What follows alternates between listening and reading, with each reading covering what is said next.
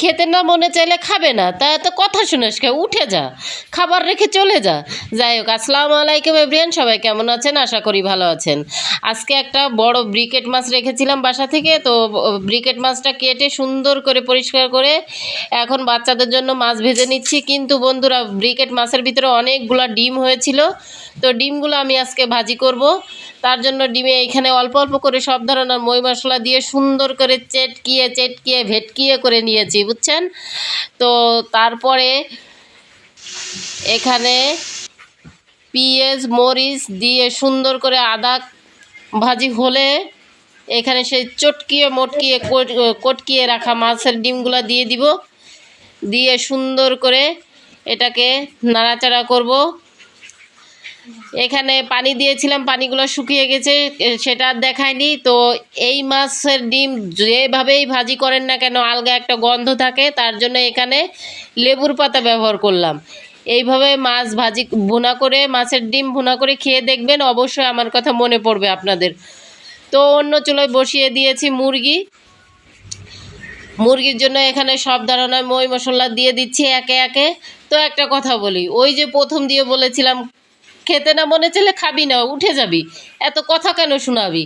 স্বামীর কথা বলতেছিলাম।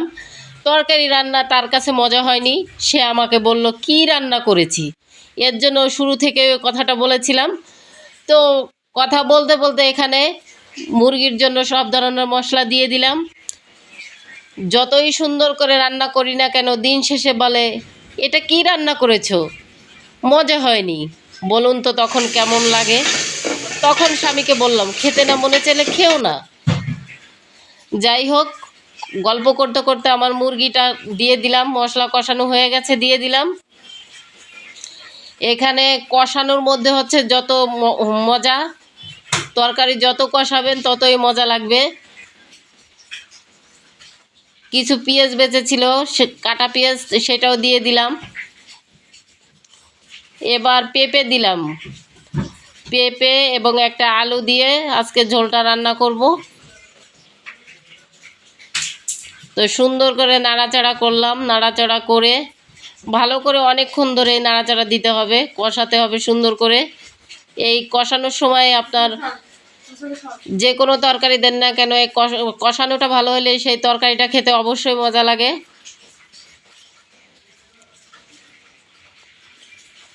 এখন কিছুক্ষণের জন্য ঢেকে রান্না করব। উঠিয়ে নিলাম, আবার দেখলাম এখন পরিমাণ মতো পানি দিয়ে দিব। পরিমাণ মতো পানি দিয়ে আবার কিছুক্ষণের জন্য ঢেকে রান্না করব।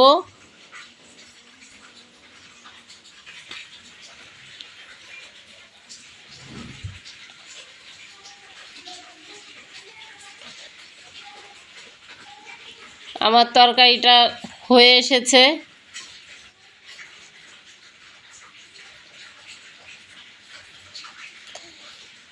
আজকে দুপুরে রান্না করেছিলাম ডিম ভাজি, মাছ ভাজি, ডাউল ভর্তা, মুরগি, এখানে ছিল লেবু পেঁয়াজ। তো এই ছিল আজকে দুপুরে